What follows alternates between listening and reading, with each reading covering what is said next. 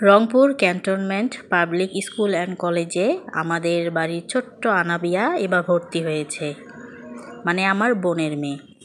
তো আমি যখন রংপুরে গেলাম তখন আনাবিয়াকে নিয়ে স্কুলে আমি প্রথম যাই। এই স্কুলের ভিতরটা কীরকম সেটা দেখার আমার খুবই ইচ্ছা ছিল। যাই হোক, সেই আনাবিয়ার জন্য সেই ইচ্ছাটা পূরণ হলো। ভিতরে গিয়ে তাকে যখন স্কুলে দিতে যাই তখন বুঝতে পারলাম না যে এতগুলা গেট আমি কোথায় দাঁড়িয়ে থাকবো।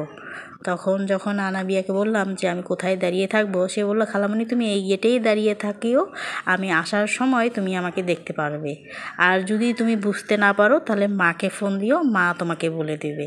তো আমি তাকে এভাবে বললাম যে আমি এখানে দাঁড়িয়ে থাকবো। তো সে সোজা গেল, গিয়ে তাদের ডালিয়া শাখার যে লাইনটা ছিল সে লাইনে গিয়ে এখানে প্রথমে দাঁড়িয়ে গেল। এখানে যে কোনো এক সাইডে তাদেরকে ছেড়ে দিলে তারা তাদের শাখাটা খুব সুন্দর করে চিনে যায় এবং তার সে লাইনে দাঁড়িয়ে যায়। আমরা ক্লাস শুরু হওয়ার আগেই আনাবিয়াকে ছোট্ট একটা টিফিন কেক কিনে দেই। দেওয়ার পরে এখানে যে এত ভিড় ছিল, মনে হয় স্কুল ছুটিও হয়েছিল, আবার মনে হয় ক্লাস শুরুও হয়ে গিয়েছিল এরকম। যাই হোক, আনাবিয়াকে ভিতরে দিয়ে এরপর আমরা বাহিরে আনাবিয়ার জন্য অপেক্ষা করি।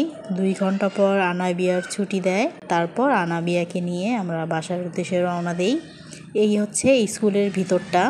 এই যে এরকম, এই সাইডেও গেট আছে, আবার ওই সাইডেও গেট আছে। এটা হচ্ছে কারুপণ্য রংপুর যে আছে তার সাথেই এই হচ্ছে স্কুলটা।